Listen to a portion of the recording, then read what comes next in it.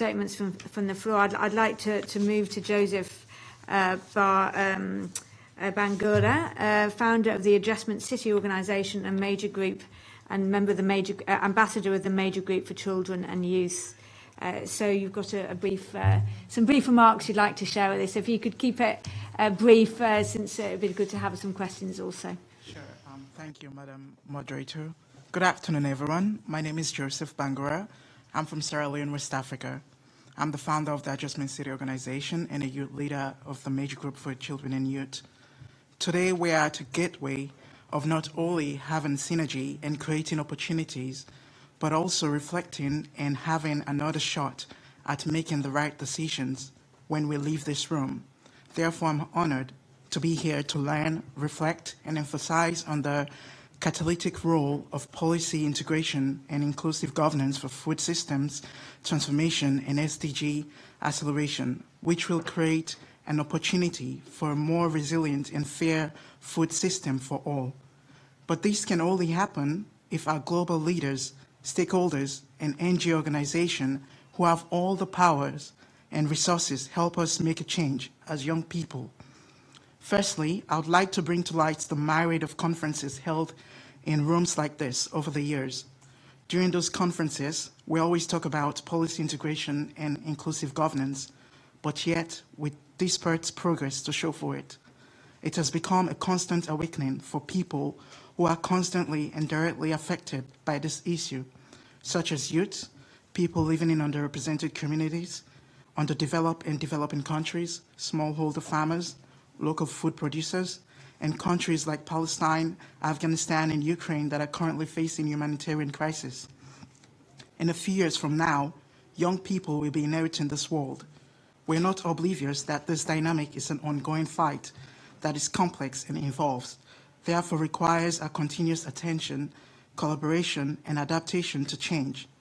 We also know that if these demands are not genuinely addressed with a sense of agency, we will inherit a world facing a perpetual, unprecedented environmental challenges and disparities to the access of sufficient and nutritious food. Food is of great essence to our lives. It makes our human experience richer. We cannot talk about sustainable development and achieving long-term sustainable goals without addressing policy integration and inclusive governance.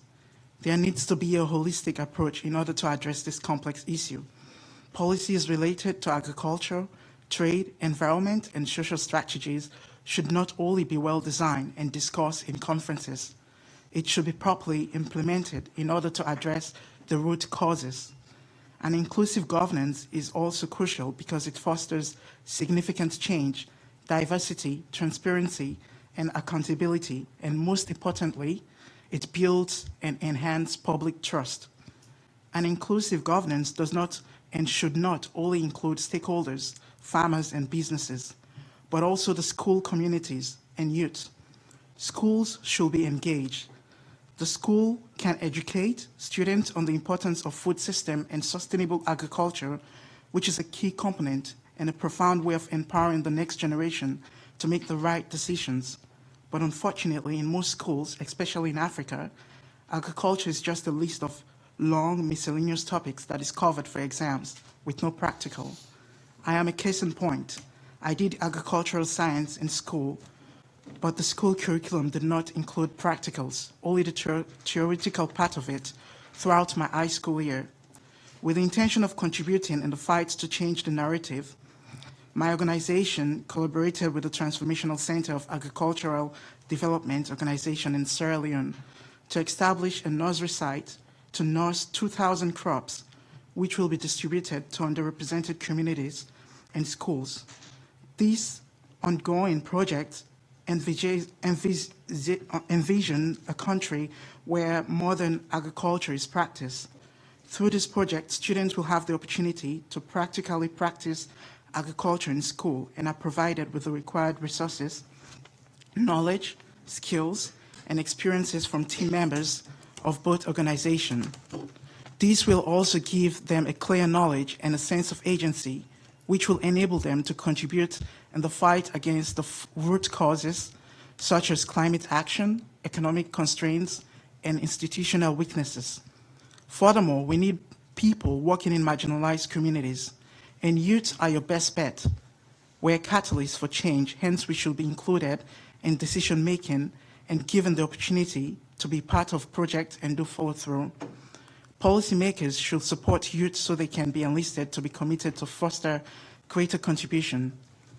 As I conclude, I'd like to implore everyone to work together to embrace the integration of policy and genuinely adopt an inclusive governance to build a sustainable and fair food system while ensuring access to sufficient and nutritious food for everyone everywhere. Because hope requires action, and only our action will shape the future. Thank you.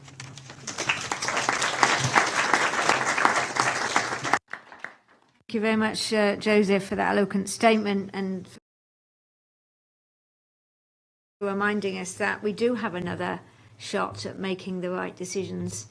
And we need skills for youth and agency use to keep decision makers on their toes to make sure that they are making those right decisions. So thank you for that. I'd now like to turn to